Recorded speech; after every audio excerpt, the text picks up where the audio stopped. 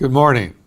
Today is May 12th, and it is my next video on the issues that we deal with the Rockford Public Schools. I hope all of you are doing well and keeping safe. I want to first of all talk about May 25th high school graduation for this year. Quite frankly, we've had two choices to look at. The first choice was to do the graduation traditionally on the athletic field by the high school and to provide an opportunity for students and some family members to participate. The second choice we have is to do a drive-through graduation as we did last year, that in many cases we were complimented by the way it was handled. We're going to go with the drive-through on May 25th. And the reason we're doing that are two, in fact. If we were to go with the traditional graduation on the athletic field, families would be restricted to 2 tickets per graduate. We have 634 graduates. We would be required by state regulations to have only 1,000 people total. That includes students, family members, the band that would be participating, of course, in a traditional graduation, and all the adults that are working the graduation, from security to supervision and so forth, have to total 1,000. That would require us to have 2, possibly 3 different graduations during that time. And more important to me, it would restrict every graduate to have only 2 tickets for family members during each ceremony.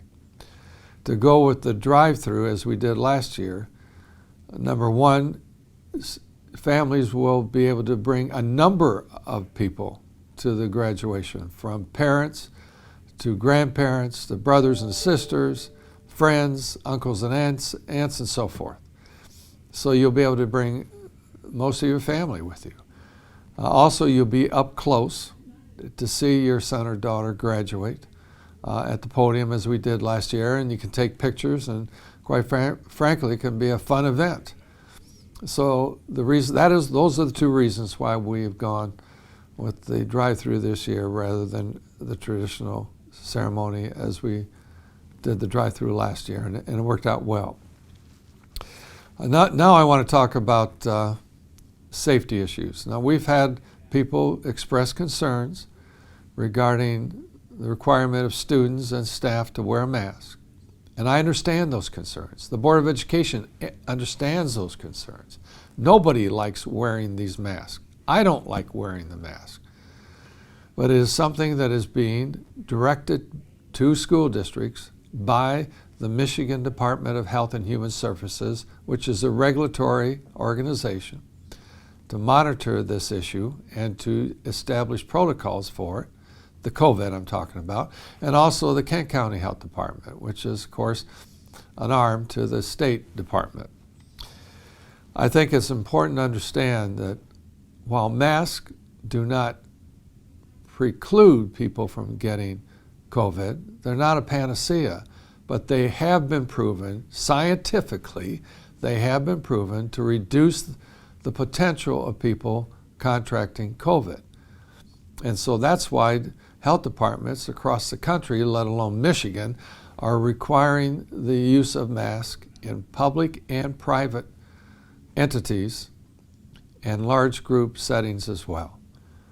And that's why we do it, because quite frankly, the Board of Education in Rockford and I and all employees have a responsibility to keep 8,000 students as safe as possible during this pandemic, and also to provide the opportunity to protect 1,000 employees.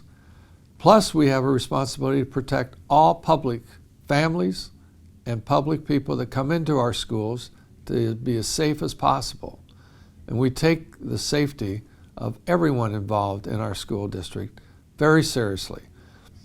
And we follow the state rules and regulations. And I've been asked to just ignore them. Just ignore the Michigan Department of Health and Human Services. Ignore the Kent County Health Department. Well, you can't do that, because if you do that, and believe me, I have pushed back several times during the winter and spring on some of the directives that health departments have levied towards us. And quite frankly, if I would push too hard, they would go to court. And they can do that. And I'm not going to put our school district in a situation where a judge decides that we, in fact, are breaking the requirements of a state or county public health organization. It's just not right. Not when, in fact, we have a responsibility to keep students, staff, and community safe. And the wearing of masks is one of those protocols to lessening the opportunity of the potential of people contracting COVID. Another issue that I get pushed back on a lot is regarding athletes being tested on a regular basis and wearing masks in some of the competitions. Well, you know what? That is also a state requirement. It is also a requirement held by the Michigan High School Athletic Association, who governs high school athletics. And if we were to choose to not follow those regulations, we would be disqualified. So what value would that be in having our student athletes disqualified from competition by ignoring the protocols that have been established by the state health department, the county health department, and the Michigan High School Athletic Association? So what I'm trying to get across in my comments here is that school boards, superintendents, and other school employees have little to no authority to ignore state and county health department regulations. If, in fact, people are concerned about that and want to demand a change or encourage a change, you need to go to your state health department. You need to go to your county health department. You need to go to the governor of the state of Michigan, or you need to go to your state legislators and encourage, lobby to have legislation created that would, in fact, transcend these requirements that some of you are concerned about. But I also know that many of you are where you don't like wearing masks, you don't like some of the safety protocols or the restrictions that are being imposed. You still understand the reasons why they're happening, and you still understand why we need to continue to follow them and implement them. So I get it. I get it where people are frustrated, and nobody likes this. But we're dealing with a worldwide pandemic. We're dealing with people that have become very sick. People have died, and so forth, and we need to follow these protocols until we get through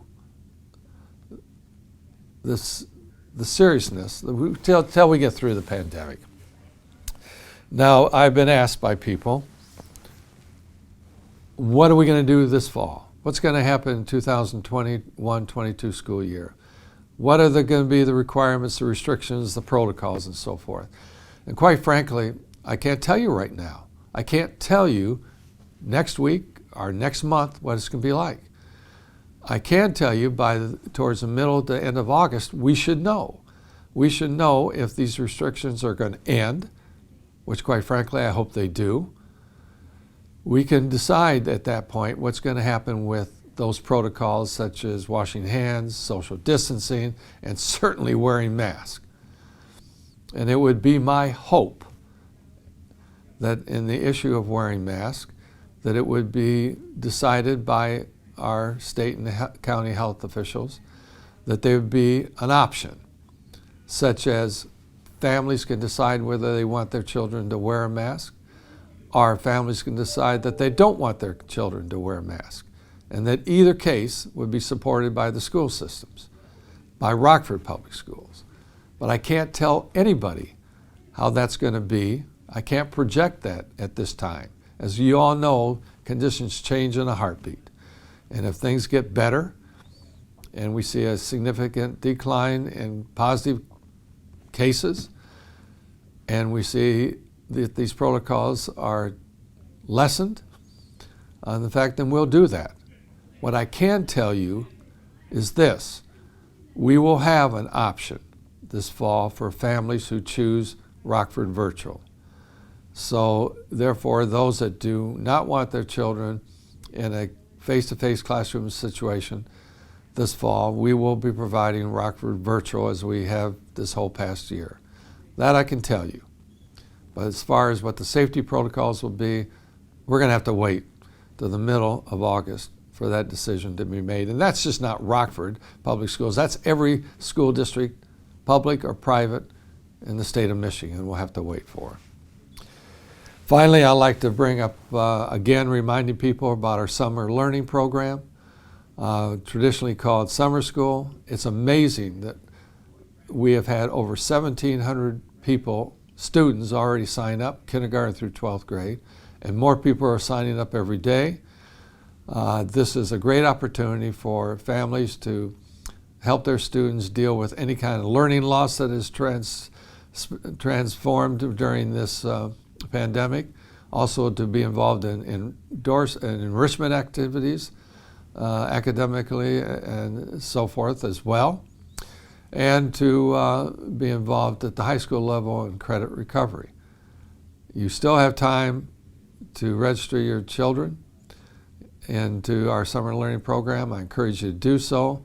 One of the options that were provided last night in a board report was our school reading bus, which will be going into neighborhoods and subdivisions and so forth throughout the Rockford School District, that creates a great opportunity for literacy and reading and so forth. So you can learn more about all of the summer learning opportunities on our website, or you can call Community Education and learn more as well. But I encourage you as families to consider the Rockford Learning Program for your student that's available this coming summer.